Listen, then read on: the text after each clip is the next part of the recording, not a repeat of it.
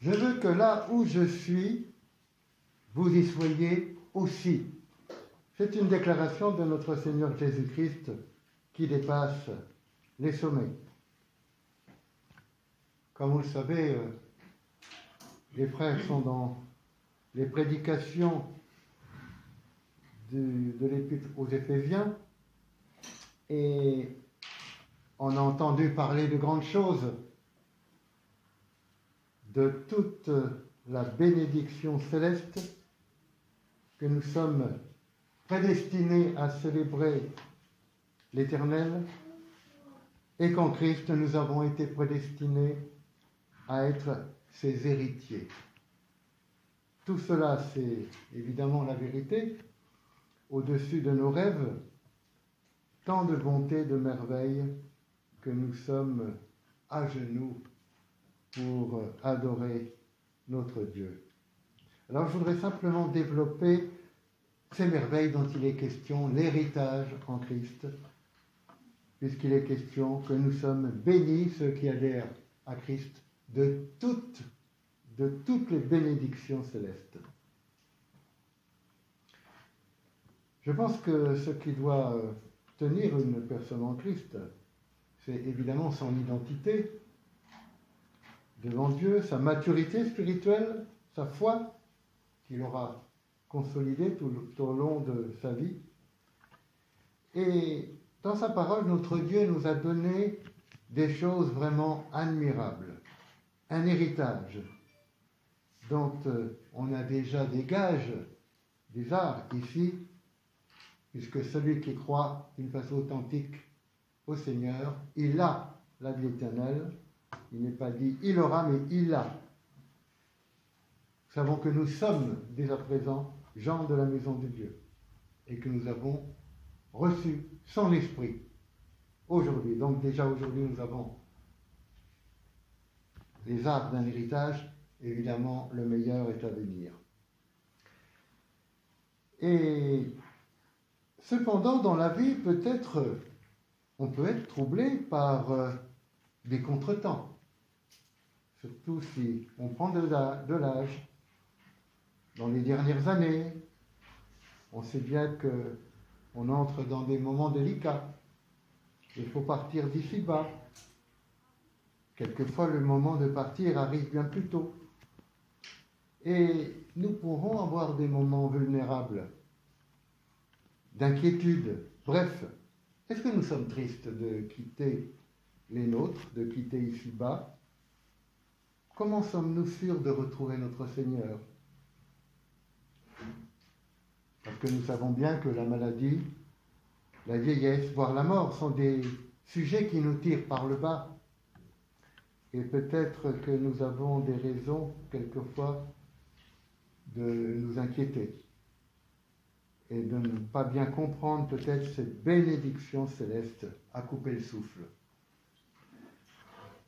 Alors je vais prendre le passage dans Jean 14, versets 1 et 3. Et là, Jésus nous répond sur notre inquiétude.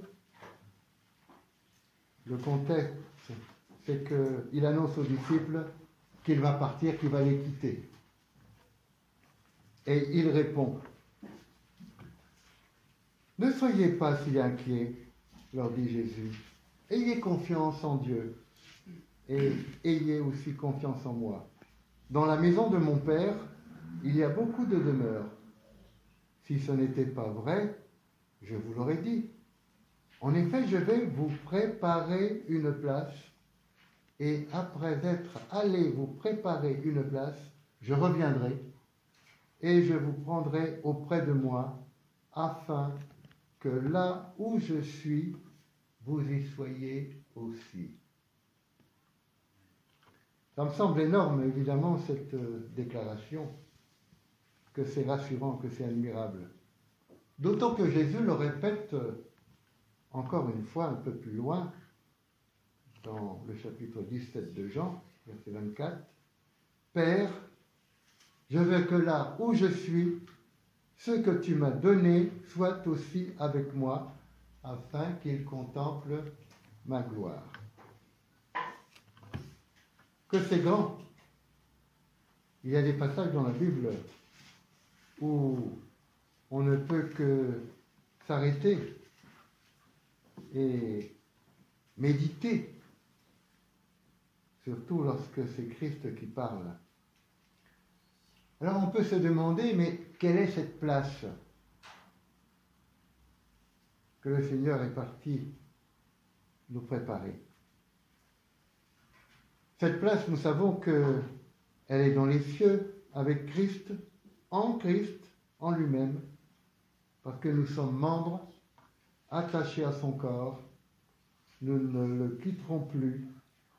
C'est déjà le cas, depuis que le Père nous a plongés en lui définitivement, mais là ce sera de visu. On peut se demander, où est Christ? Où habite Christ?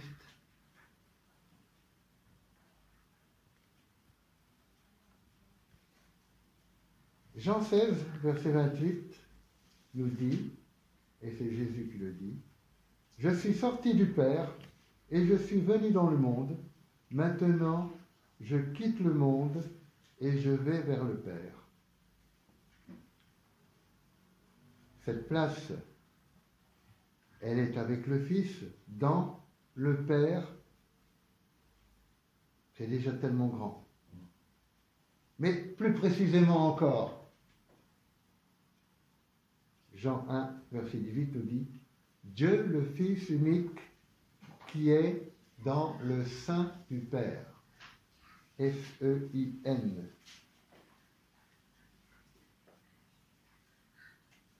Voici votre place qu'a promis Jésus, là avec Christ, dans le sein du Père. Le Père et le Fils t'ont préparé cette place. Est-ce que ce n'est pas somptueux? C'est leur désir. Et déjà, nous sommes là parmi eux, par la foi, pas entièrement de visu, mais nous sommes pour l'instant cachés en Christ, jusqu'à la prochaine apparition pour son Église. Qu'est-ce que représente pour vous le sein du Père? Certaines versions traduisent par l'intimité du Père, son intérieur intime, la présence de son cœur, son partage, sa filiation familiale. C'est énorme, je pense que dans l'absolu, c'est-à-dire que ce soit sur terre, dans les cieux, dans tous les temps, il n'y a pas de place plus grande, plus haute, plus noble, plus royale, plus joyeuse, plus glorieuse, plus aimante que cette place. C'est inattendu.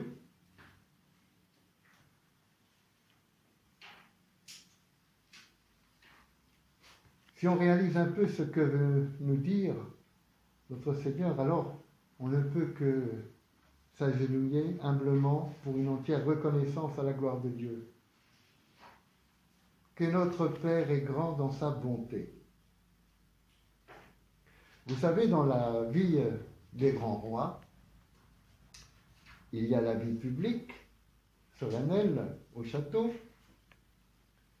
Là, il y a autour du roi la cour, les grands admirateurs, les seigneurs, les ministres. Déjà d'être autorisés à vivre dans la vie publique du roi, à la cour, c'est un énorme privilège. Il y a aussi la vie personnelle et intime du roi.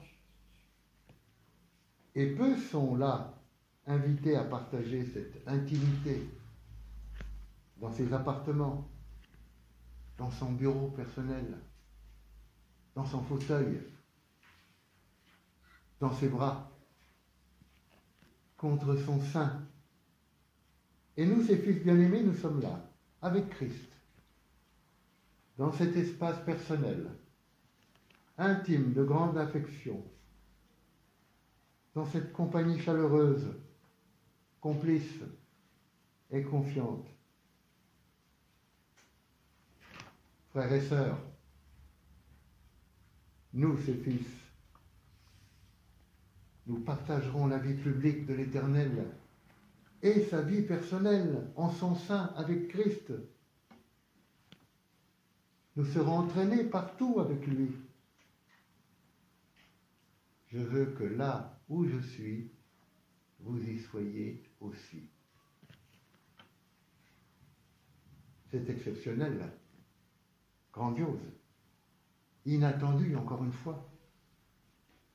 Là, la parole de Dieu surpasse les sommets. Nous devons savoir où nous avons mis les pieds, ou plutôt le cœur. Et le Père a chargé son Fils de nous le faire savoir. Quelle grâce! Le plus beau conte de fées est d'une pâle couleur à côté de cela. Qu'est-ce que vous en pensez?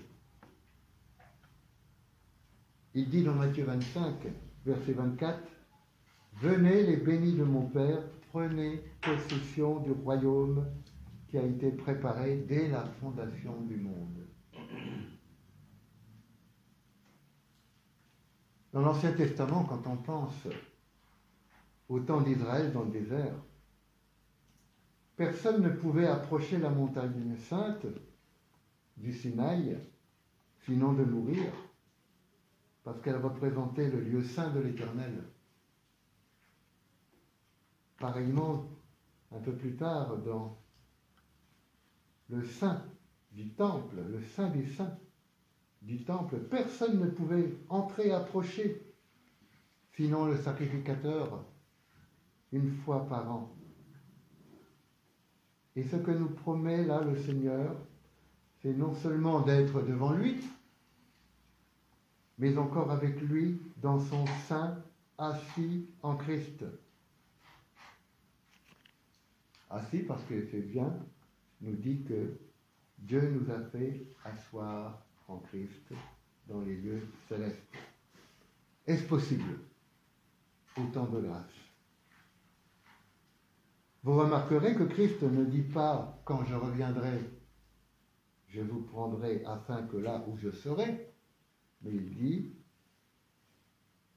dit bien « je vous prendrai afin que là où je suis ». C'est-à-dire, il fait allusion à sa présence éternelle. Il nous fait partager sa présence éternelle. Partager, je suis. C'est énorme. Je suis, quand le Seigneur dit, ou l'Éternel, je suis. Ce n'est pas rien. Et il veut nous faire partager ça. Nous n'y sommes pour rien. C'est l'Éternel qui l'a désiré pour nous avant la fondation du monde. Nous n'avons fait qu'une seule chose, accepter son salut, cru en son appel. Et cet héritage monumental est offert à tout homme, gratuitement. Mais rappelons-nous qu'il a coûté très cher à l'agneau sur la croix, et que ça doit être notre marque de fabrique. Et si quelqu'un veut s'enorgueillir d'avoir de telles choses, injustement, qu'il regarde l'offrande de la croix.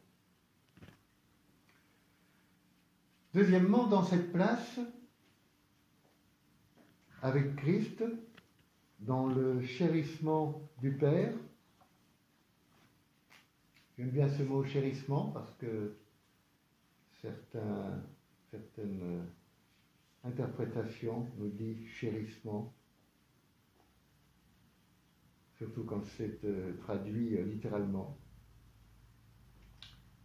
Eh bien, nous avons et nous aurons un trésor de Dieu en partage. Qu'est-ce que c'est que ce trésor en partage? Cet héritage. Partager quoi? L'héritage de Christ. L'Écriture nous dit que nous sommes co-héritiers avec Christ. C'est-à-dire beaucoup de choses, des merveilles. Je voudrais passer en revue quelques points non exhaustifs, des points majeurs. D'abord, le même Père. C'est déjà le cas. Le Dieu vivant est notre Père. Jésus dit en Jean 20, « Va trouver mes frères et dis-leur que je monte vers mon Père et votre Père. » Paul nous dit que nous avons reçu l'esprit filial de Christ qui crie « Papa, Père, cher Père ».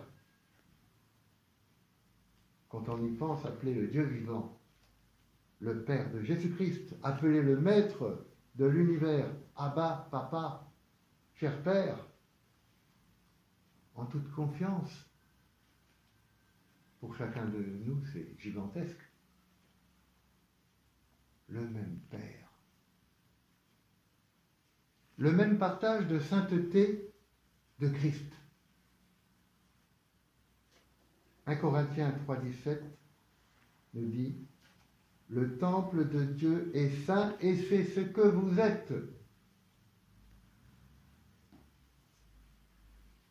La sainteté, quelquefois, est quelque chose qu'on ne comprend pas toujours bien. Être saint, qu'est-ce que c'est? Et 1 Pierre 2,9 nous explique, je trouve assez bien, cette sainteté.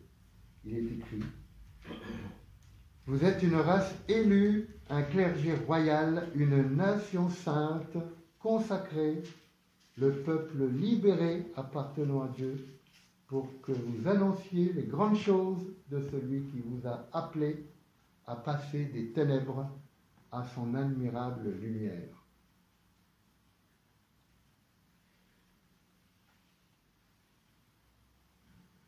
Hébreux 10, verset 10, nous dit que par l'offrande unique de Christ, il a amené à la perfection pour toujours ceux qui sont sanctifiés.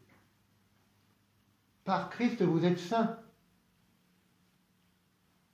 c'est-à-dire purifiés, consacrés à la vie de Dieu, mis à part, lui appartenant. Tout ce qui est à l'Éternel est saint, et c'est ce que vous êtes. C'est énorme. Vous allez peut-être me rétorquer, alors pourquoi marcher dans la sanctification si nous sommes saints? Précisément parce que vous êtes saints. Nous sommes ce mendiant du dehors, sale, en haillons, invités à vivre dorénavant au château du roi, ayant reçu des vêtements royaux, une bague et un nom, celui de fils de roi. Rien que ça. Certes, il est fils maintenant du royaume, mais ayant conservé de mauvaises habitudes du dehors, il doit apprendre les bonnes manières du royaume, même s'il est fils. Ainsi, nous ne recherchons pas la sanctification pour gagner la sainteté. Nous recherchons la sanctification parce que nous sommes saints. En quelque sorte, nous devons devenir dans notre comportement ce que nous sommes déjà juridiquement. Le même Père, la sainteté de Christ, la même unité. Nous sommes assemblés, imbriqués, intégrés avec Jésus. Jean 17 nous dit « Afin que tous soient un, comme toi, Père, tu es en moi, et je suis en toi, afin qu'eux aussi soient un en nous. » Il s'agit bien sûr, de ceux qui adhèrent à Christ, un avec le Père et le Fils. La même vision, la même communion, la même présence, la même complicité, la même façon de penser. Je ne sais pas si on se rend compte, si on se rend bien compte. Être un avec notre Dieu. Partager sa présence, sa personne.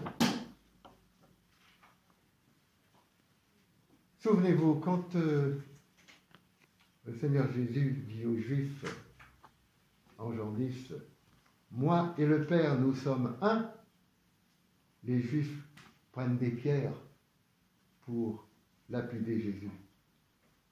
Car Jésus, qui est aussi un homme, se fait Dieu en s'identifiant à sa divinité. Et Christ ose dire de la part du Père à nous, vous tous, ses enfants, vous êtes un en nous, dans le Père et dans le Fils. C'est encore quelque chose d'énorme.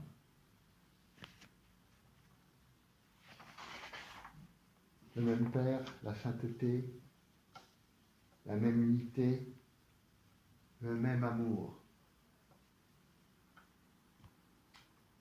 Jean 17, versets 23 et 26, nous dit ceci, et c'est encore Jésus qui parle à notre Père et qui lui dit que tu les as aimés comme tu m'as aimé. Que l'amour dont tu m'as aimé, Père, soit en eux.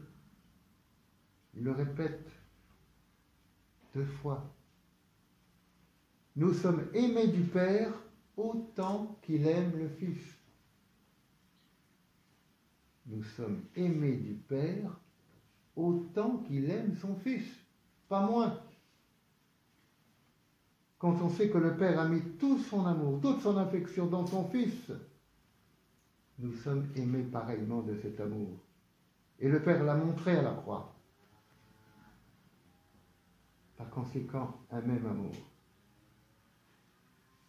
Mes amis, c'est plus qu'énorme.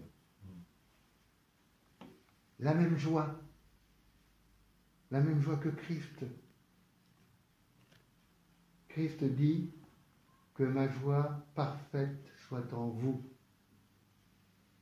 La vie éternelle du royaume sera aussi un état très joyeux d'être en sa présence majestueuse et de participer à son action. Et quand en Luc 10, souvenez-vous, quand il dit « Réjouissez-vous de ce que vos noms sont écrits dans les cieux », Jésus tressaille de joie de savoir ça.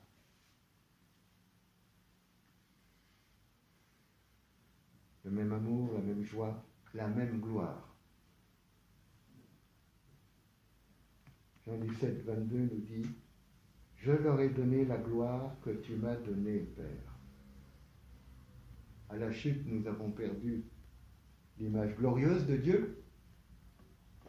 Et là, Christ nous dit qu'il veut partager sa gloire avec nous. Qu'est-ce qu'on peut dire? Les bras nous en tombent. Quand on pense que le Père a souverainement élevé le Seigneur Jésus au-dessus de tout, excepté le Père, bien sûr, eh bien, il veut nous partager cette gloire. La même intimité.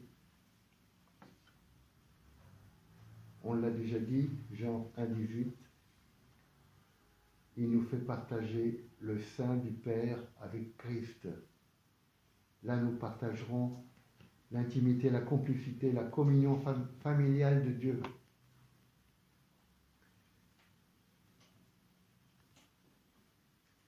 Encore un point, dans une même position assise, puisque Éphésiens 2, verset 6 nous dit que Dieu nous a fait asseoir ensemble dans les lieux célestes en Jésus-Christ.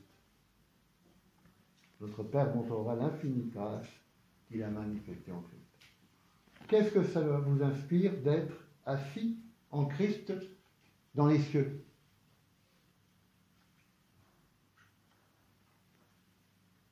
Ici-bas, ceux qui sont assis dans les bâtiments solennels, comme les tribunaux, les palais, ce sont les dignitaires, les juges, les princes. Les autres sont debout. Ceux-ci ne sont pas chez eux, ne sont pas à leur place. Assis, ça veut dire chez nous, installé à ma place, établi. Ceux qui sont de passage sont debout. Les propriétaires sont assis.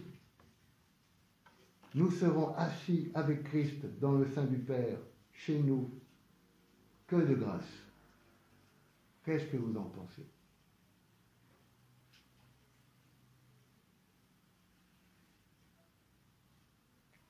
Un même esprit. Ça fait beaucoup de choses, déjà. Galates 4, verset 6, nous dit que nous avons reçu l'Esprit de Jésus qui crie en regardant l'Éternel, « Papa, cher Père ». Est-ce possible autant d'honneur pour les élus? Il y a encore beaucoup de points, mais un dernier qui est de taille. Nous participerons à la même nature, à la nature divine. Évidemment, si nous sommes en Christ unis au Père, nous participerons à sa nature. C'est à peine si on ose le dire. Quelqu'un dira peut-être, James, tu vas un peu loin. Non, non. C'est notre Père qui est allé loin pour toi, très loin. On peut écouter 2 Pierre, chapitre 1, verset 4.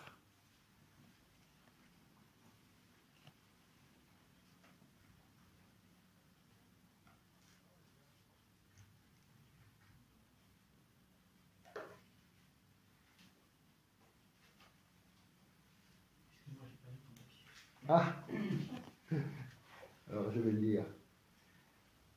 Voilà ce que nous affirme la parole.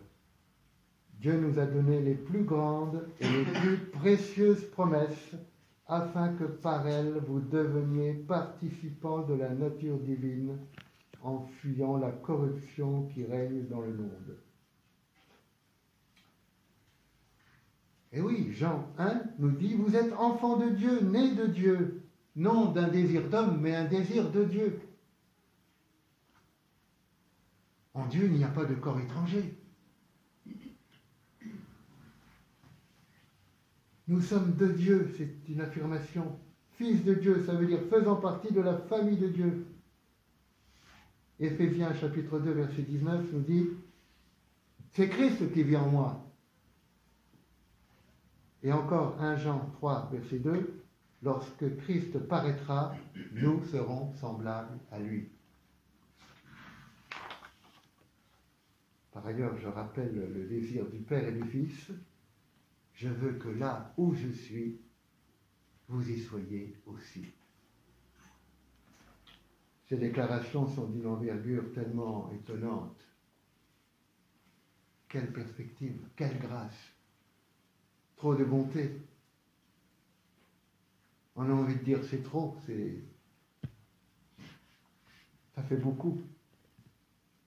Ces choses sont tellement grandes et cachées que Paul dit, elles ne sont même pas montées au cœur de l'homme.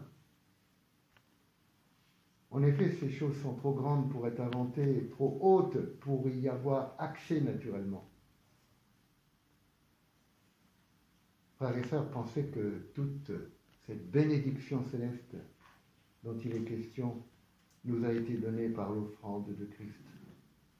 Et que s'emparer de ces choses avec l'audace de la foi, parce qu'il faut de l'audace pour croire en ces choses, elles sont vraies, eh bien, nous sommes obligés de passer par un grand respect de la croix.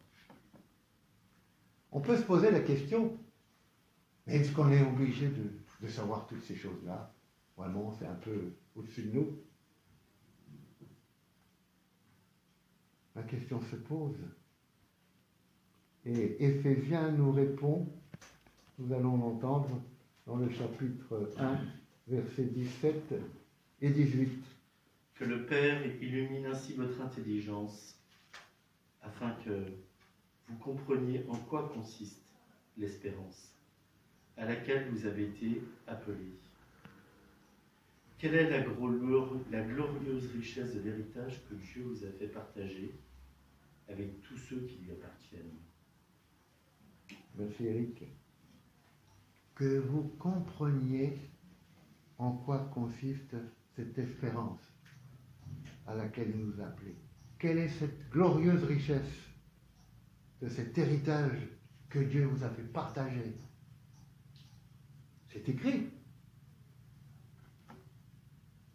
Je devance les frères qui bientôt parleront dans ce passage prochain. dans Éphésiens. Et puis, aussi un passage important dans 1 Corinthiens 2, verset 12. Paul nous certifie que nous avons reçu l'Esprit de Dieu afin que nous connaissions les choses qu'il nous a données par sa grâce.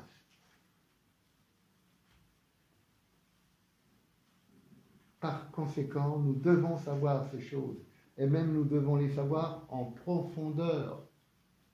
Comme dit le verset 10, ces choses, c'est à nous que Dieu les a fait connaître par l'Esprit Saint. En effet, l'Esprit Saint connaît tout, même les secrets les plus profonds de Dieu. Et le secret, c'est que le Père nous fait partager son Fils à chacun de s'en emparer. Quel héritage, mes amis, son Fils. Bien sûr que nous devons connaître ces choses. Imaginez que vous offrez un cadeau fabuleux à votre enfant. Un cadeau qui vous a coûté énormément en recherche, en temps, en argent, en confectionnant. Vous avez mis tout votre cœur. Vous avez dépensé beaucoup dans ce cadeau. Et vous l'offrez à votre enfant. Et il le déballe à peine. Il ne regarde pas vraiment à l'intérieur ce que ça représente. Juste en surface, en ne montrant pas vraiment un réel intérêt. Vous auriez envie de lui dire, mais vas-y, regarde. Est-ce que vous ne seriez pas frustré quelque part?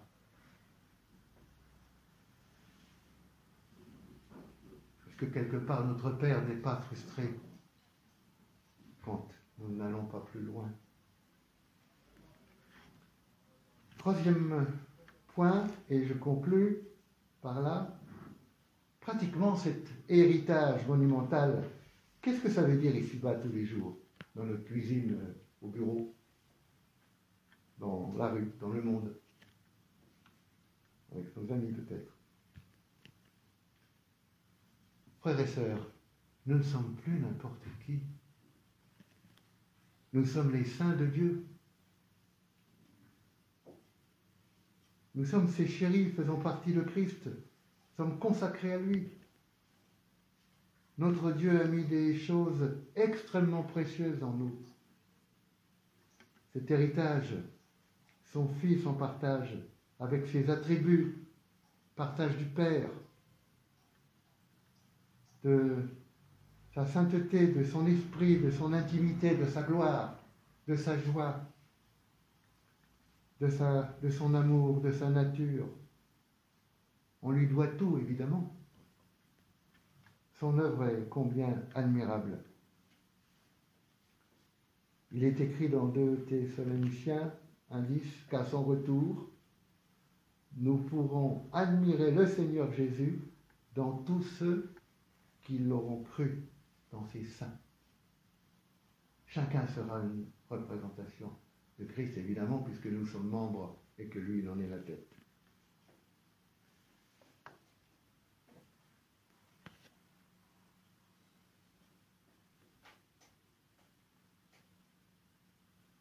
Le projet de Dieu pour nous et les trésors de Christ dans lesquels il nous intègre dépassent toutes les hauteurs. Notre Dieu désire que l'on connaisse ces grandes choses qui lui ont coûté excessivement cher et qu'on les comprenne. Ces choses doivent fortement nous encourager. À quoi? Eh bien, à marcher de progrès en progrès, dans l'audace de la foi, dans la persévérance. C'est important la persévérance, car sans persévérance de la foi risque de rater la cible quelquefois. Dans la reconnaissance éternelle, dans la louange, à fuir la corruption, à demeurer fidèle. À quoi ça doit servir de connaître ces choses? À être les témoins de sa grâce, de faire connaître son évangile somptueux gratuitement, à servir dans l'Église par exemple, à l'aimer en retour, à nous aimer les uns les autres, puisque chacun porte ce trésor précieux, à vivre patiemment dans les épreuves, parce qu'il y en a, comme dit Paul, que les souffrances du temps présent ne sauraient être comparées à la gloire à venir. Et enfin à vivre notre nouvelle identité avec humilité et honneur. Et puis, pour terminer, à préparer notre rencontre prochaine avec notre Seigneur de visu, non dans la honte, mais dans une grande joie. Je dis non dans la honte parce que quelque part dans l'Apocalypse, il est quand même dit, il sera sauvé, mais comme à travers le feu. Donc, il y a des places différentes, même dans le sein du Père. Jésus te regarde et te dit, de la part du Père, je veux que là où je suis, tu y sois aussi. En tous les cas, au nom de Jésus, soyez vraiment encouragés. Amen. Amen.